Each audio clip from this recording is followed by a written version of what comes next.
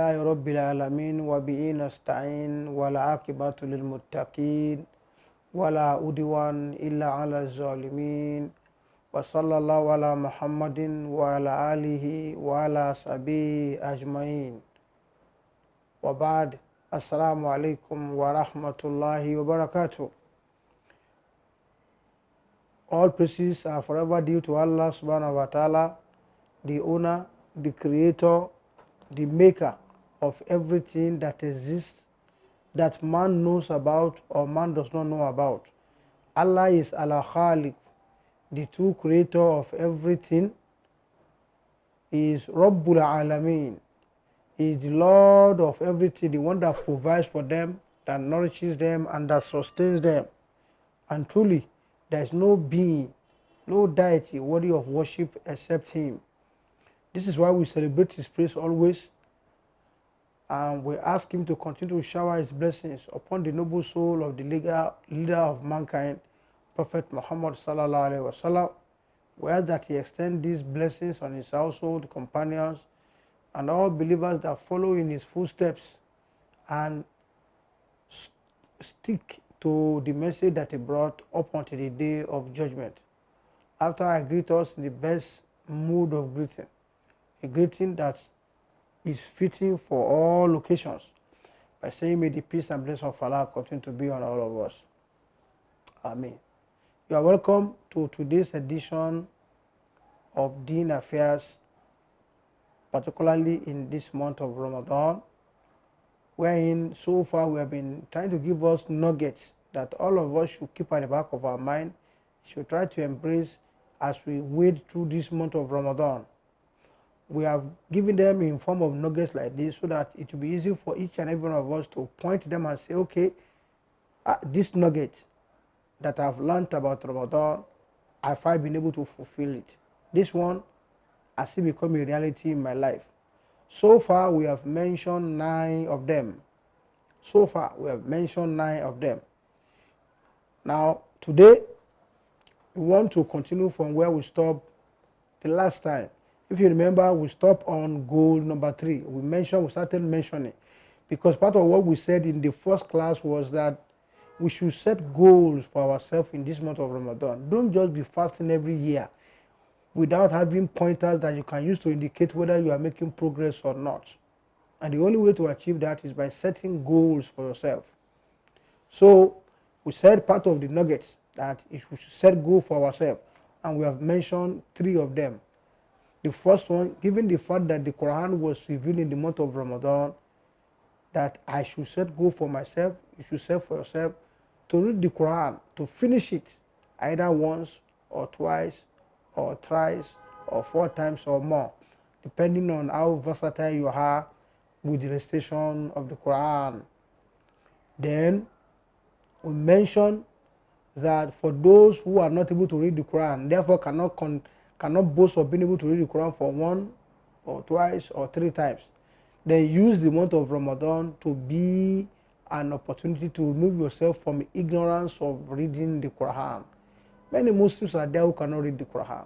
So use the opportunity of Ramadan to achieve the task of being able to read the Quran, irrespective of your age.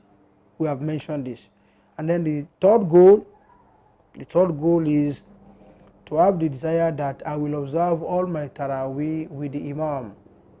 The advantage of this is that, as mentioned by the Prophet and as we told us, if you observe the Taraweeh with the Imam from beginning to the end, it will be recorded that you stood up throughout the night in prayer and worship to Allah subhanahu wa ta'ala. Lofty goals which you can use to pinpoint or to tie down whether am I making progress or am I not making progress in this month of Ramadan. So let's mention 2 or 3 more goals today. The first one is goal number 4. I will assist a fasting Muslim to break his fast. I will assist a fasting Muslim to break his fast. Now, there are about 2 or 3 ways that you can benefit yourself with this after setting it as a goal for yourself, and the reward is immense. Remember, Ramadan is all about giving the opportunity to maximize, to earn as much reward as we can, to the extent that we will be so blessed and bounteous at the end of it. One of such opportunity Ramadan has provided is in assisting a fasting Muslim to break his fast. Now, the simplest of means to do so, the simplest of ways to do so to assist a fasting Muslim breaking his fast is to give a fasting Muslim one date fruit. One date fruit. You know that the Prophet has mentioned that the best thing to use to break your fast is soft or wet date. If that's not available, you use dry date. If that's not available, you use water. Don't use any other thing other than this thing mentioned by the Prophet. After you have used any of the three, you may go and take whatever you want to take of banana or pineapple or pawpaw. But in actually breaking the fast, since the Prophet has given us the guidance that we should use a soft or wet date, if not available, you use a dry date. If not available, then use water. You shouldn't use any other thing other than what the Prophet has recommended for you to use. He was once sent to you to come and guide you. So why we want to do anything different from what he has recommended, from what he has done? Now, to now get ×2 of your reward, just give a fasting Muslim, give the person a date for the person to break his fast with. Give him. And Prophet Islam said if you do so, you will have the reward of that fasting Muslim, of another fasting Muslim, without diminishing the reward of that fasting Muslim himself. So it means, for example, if I assist at least one Muslim to break his fast by giving the person just date throughout the 29 or 30 days of Ramadan, I will have 58 or 60 days reward, not just my 29 days or my 30 days for me alone. For the person I have assisted to break his fast by giving him date, I will also have his own. And my having one like his own will not diminish or remove his own. So that's why we say if Ramadan is 29, I will have what? 29 times 2, that's 58. If Ramadan is 30, I will have 30 times 2, that is 60. Just date. How much do they sell date? Just ensure that, okay, every time you want to break a fast, notice a Muslim around you and give that person one date fruit for the person to what? To use to break his fast. Or if you are somebody that is well endowed, you can take it a step further. Invite a family of 4, a family of 3, a family of 5. Invite to your house for them to come and break fast in your house. Imagine if you invite a family of 5, father, mother, and 3 children, plus your own, that is 6. So 30 times 6, you get 180. Imagine, simple opportunity for you to earn great reward and achieve the purpose of Ramadan in your life. In fact, many Muslim communities are known by this act of communal and community interaction and charity.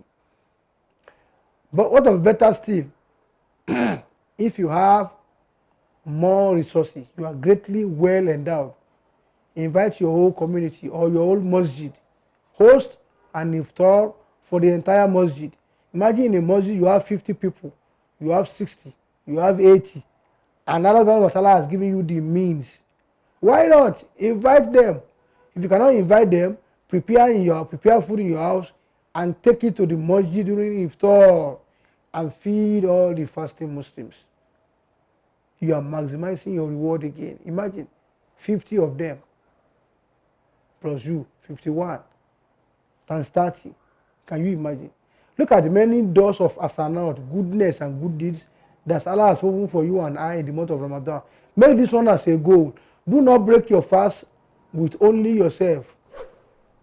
Earn more reward starting from only one, which you can achieve by helping a fasting Muslim to break his fast with date, or more by inviting a family and feeding them, or more by inviting the whole masjid or carrying food to the whole masjid to feed all of them there.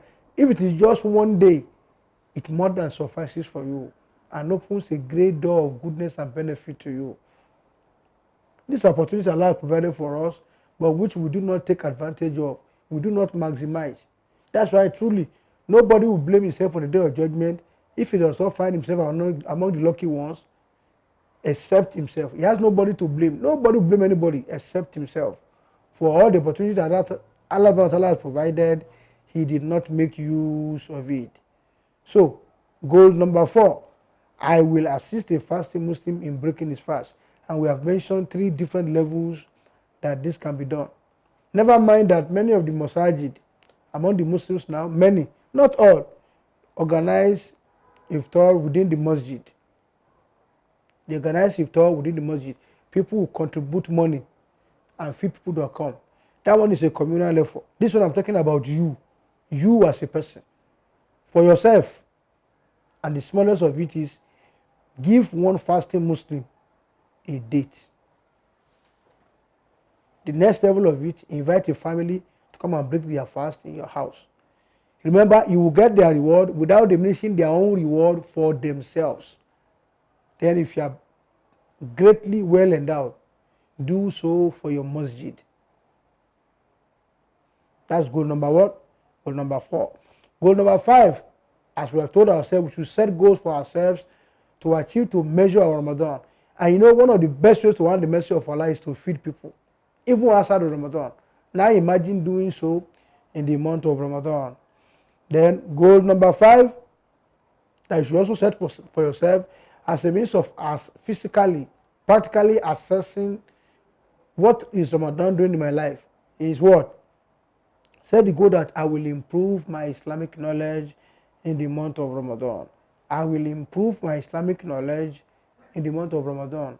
One of the greatest problems the Muslims have, if not the greatest, the Muslims of the world today have, is ignorance. Muslims are very ignorant about their faith. Not only are they ignorant, they are not willing to correct their state of ignorance. Muslims, they are not willing to correct their state of ignorance. In fact, me, I've observed that Muslims, it appears the thing they hate most is knowledge. If 2 or 3 Muslims gather together and they are talking about football or talking about election, it's PDP that won. No, it should be APC. No, it is LUP. Whatever. If a Muslim comes there, who they know is like a malam, and they know that he's coming, it will turn the talk to around discussion about Allah. What will they do? They will start getting up. So, boy, we'll go see later. They will get up because they know the person who has come, hey, don't come now. I'm going to bring Allah say, Muhammad say, Prophet say. No, we don't want to hear Ajade. They get up. That's how bad the Muslims have become. They don't want to learn. They don't want to learn.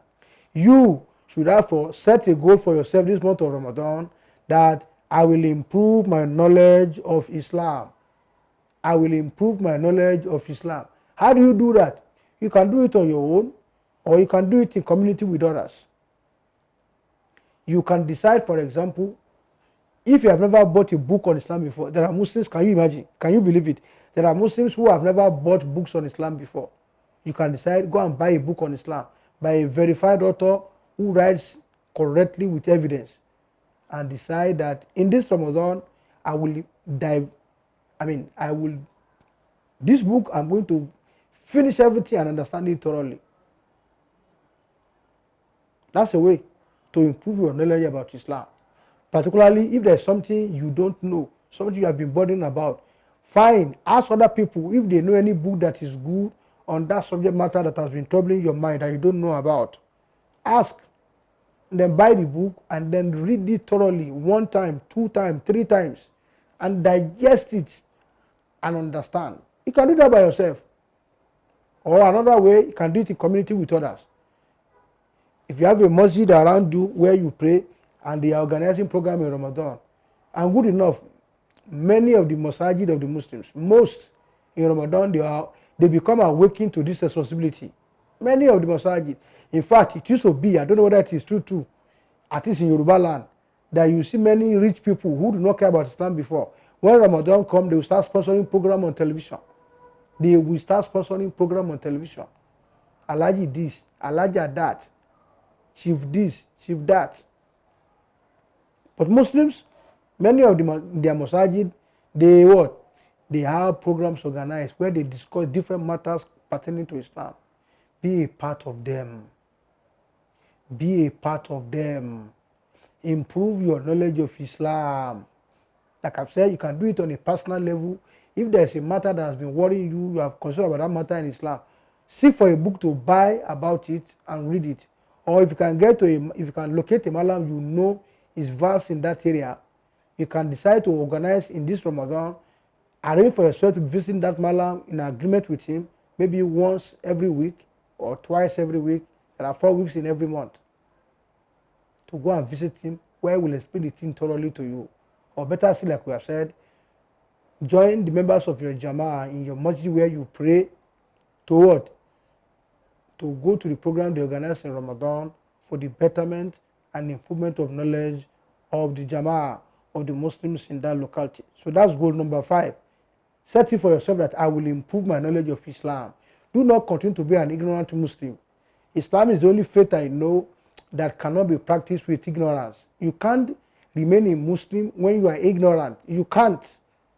You can't do anything in Islam without knowledge. Yoruba people will say, Imolola dini ogbon ogbe, which means Islam is founded on knowledge. I think your sense cannot carry you. You must just learn what the matter is all about. So let that be what? Let that be your 5th goal. Then, again, the last goal we want to mention for today's program, which will be goal number what? I think that should be goal number 6. I will avoid distraction. This one is very, very important. I will avoid distractions. In Ramadan, when we fast, there are many distractions that some have called thieves of Ramadan. There are many distractions that some have called thieves, armed robbers in Ramadan. They will be the one that will keep hold of your time throughout and prevent you from benefiting from all the goodies that Allah subhanahu wa ta'ala has placed in the month of Ramadan. What is that? 1, the television. Some people throughout Ramadan, they will be busy watching television. Television is one of the distractions, or rather, thief of Ramadan. One of the thieves of Ramadan that allows you to waste your effort and not get any reward is to be busy watching television in the month of Ramadan. Well, television is at all. The one that is like the television but smaller is the computer. The one that's like the television but is smaller. When there is no light, you can use the computer, particularly laptop. Everybody has laptop now. Don't allow your laptop to be another distraction, another thief in the month of Ramadan. That you are busy, what you could not watch on the television, you watch it on the laptop. If you are somebody that is always watching film, and there's no light, okay, you carry your laptop, begin to watch. These are what? These are distractions or thieves of Ramadan. What about the one that is smaller than that? Laptop could be cumbersome sometimes. What is that one? Your phone. Many people, they cannot survive 10 minutes away from their phone, including Muslims. They cannot survive 10 minutes away from their phone. In fact, if they are far from their phone, it will feel incomplete. You will see them, they will not be balanced. And what are the things people business? What are those things they business themselves with on the phone? Social media, it has become a curse in our generation. Social media has become a curse, wallahi ta'ala, in our generation. Facebook, WhatsApp, Instagram, Twitter. This is what people will be busy throughout the day. Throughout the day. And this person is fasting. He does not concentrate on those things that are bringing closer to Allah subhanahu wa ta'ala. He does not walk through all those things. He is busy with his what? With his phone. It is worse than television. It is worse than laptop because it is small and portable and can be carried anywhere. So people are busy on Facebook posting nonsense. People are busy on WhatsApp posting nonsense. People are busy on Instagram posting nonsense. People are busy on Twitter posting nonsense, including photographs, videos that are meaningless, that are even sinful. So at the end of the day, Ramadan becomes no longer a month of fasting, no longer a month of taqwa, but a month of social media. That this person has something to show for his fasting, has something to show for the grace that Allah granted him of meeting the month of Ramadan, except what? Social media. That means social media or your phone will steal away all the blessings, all the benefits of Ramadan. So this is goal number 6. I will avoid distractions, or those who have been properly called thieves of Ramadan or thieves in Ramadan. That is what? We mentioned television, we mentioned laptops, we mentioned phone, and on all the three, but more importantly on the phone. Too much occupation or preoccupation with what? With social media is terrible in our time. Facebook, WhatsApp, Instagram, Twitter. This is what consumes people's life. This is what consumes people's life. Don't let these things distract, steal from you, and consume your life in the month of Ramadan, that you end up losing everything that you're supposed to gain. Lastly, for today, nugget number 14. Nugget number 14 is Allah told us that the reason why He asked us to fast is لَعَلَّكُمْ تَتَّقُونَ. That's what He told us. لَعَلَّكُمْ تَتَّقُونَ. So that you might have or learn taqwa, piety. And taqwa has been described as what?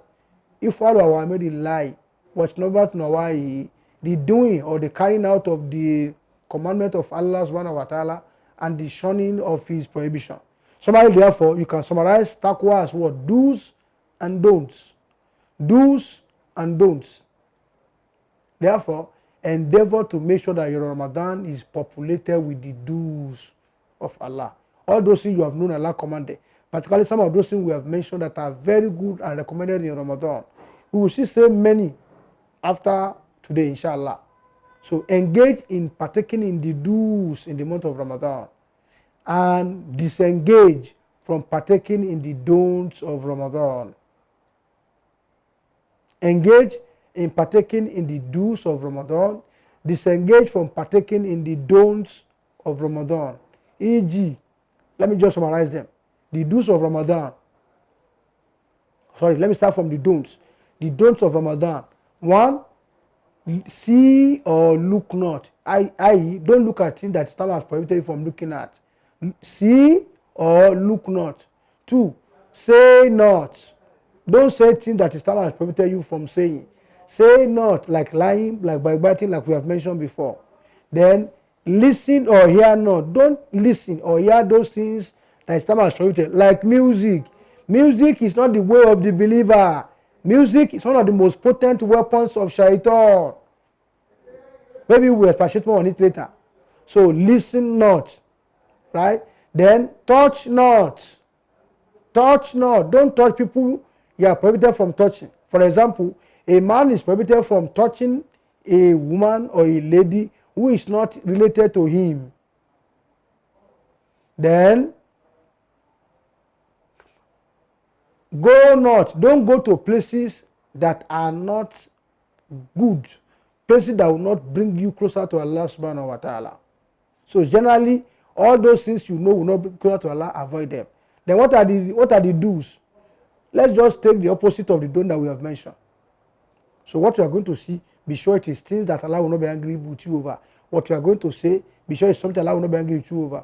What you are going to listen or hear, be sure it's something Allah will not be angry with you over. What you are going to touch, where you are going to go, what you are going to think, be sure they are things that Allah has commanded, the do's of Allah. And then avoid the don'ts. That is the meaning of taqwa. And that is the essence of Ramadan. Allah told you, لَعَلَّكُمْ تَتَّقُونَ. We told you to fast. So we commanded those who came before you, لَعَلَّكُمْ تَتَّقُونَ, so that you might learn and attain piety. So if you cannot move close to the do's of Allah and run away from the don'ts of Allah in Ramadan, then you have not fulfilled the purpose of Ramadan and you end up to be a loser. May Allah not make any of us to be losers. Inshallah, we are going to have to stop here because time is fast spent. May Allah make all that we have said better than we have said it. أقول قولي هذا أستغفر الله لي ولكم سبحانك اللهم وبحمدك أشهد أن لا إله إلا أنت أستغفرك وأتوب إليك. السلام عليكم ورحمة الله وبركاته.